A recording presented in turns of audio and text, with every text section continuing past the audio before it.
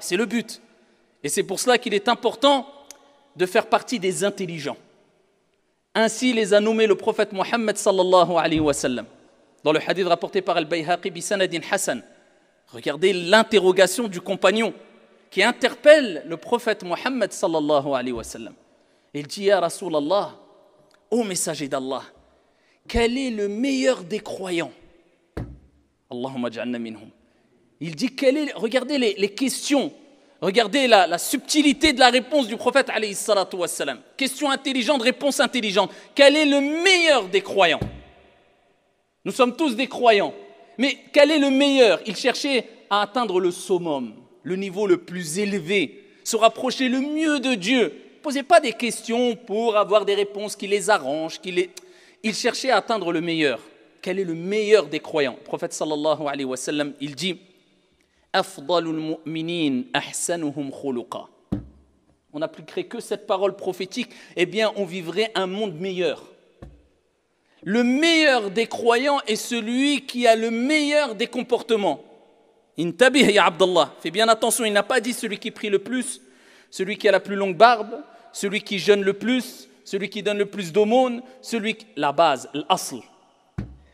C'est celui qui a le meilleur des comportements, tout simplement parce que, eh bien, les êtres humains sont les témoins de Dieu sur terre. Et quand tu mourras, eh bien, les gens témoigneront pour toi. Et ils témoigneront pour ou contre toi, d'après ton comportement, bon ou mauvais.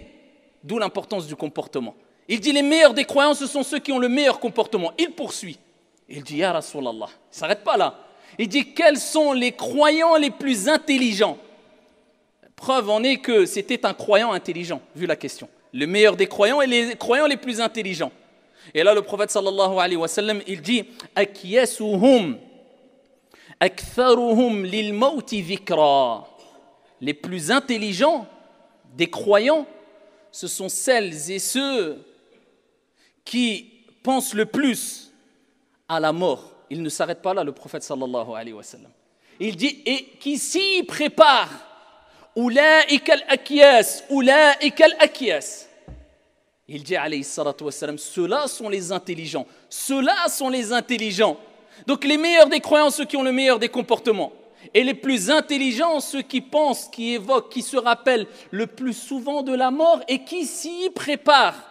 Parce que si tu penses beaucoup à la mort, et cela provoque en toi un repli sur toi-même, une mauvaise compréhension de la mort, une mauvaise compréhension de la vie, une mauvaise compréhension de la religion, qui provoque en toi un mauvais comportement.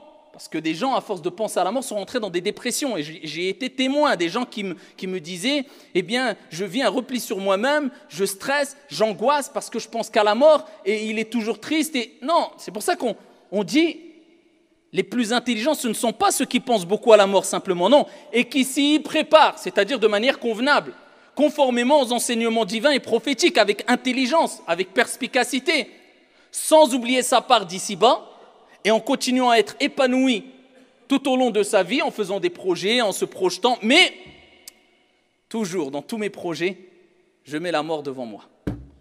Donc cela me poussera à comprendre que tous les bienfaits que Dieu nous a donnés dans la vie d'ici-bas, les moments de joie, les moments tout ce qu'on peut vivre de bien et de bon, tous les projets que je peux faire, le commerce dans lequel je me suis lancé, le voyage que je veux entreprendre, la maison que je veux construire, tout cela est bon, il n'y a pas de problème. Par contre, eh bien, je mets toutes ces choses-là dans mes mains ou dans mes poches, peu importe, mais pas dans mon cœur. C'est-à-dire, ça ne doit pas provoquer de l'angoisse, du stress, des problèmes, des soucis. Non, c'est un bonus, c'est un plus. Mais ma priorité est l'au-delà. Et à travers cette bonne compréhension, eh bien, tu sais qu'en profitant de la vie d'ici-bas, tu peux te rapprocher de ton Seigneur le divin.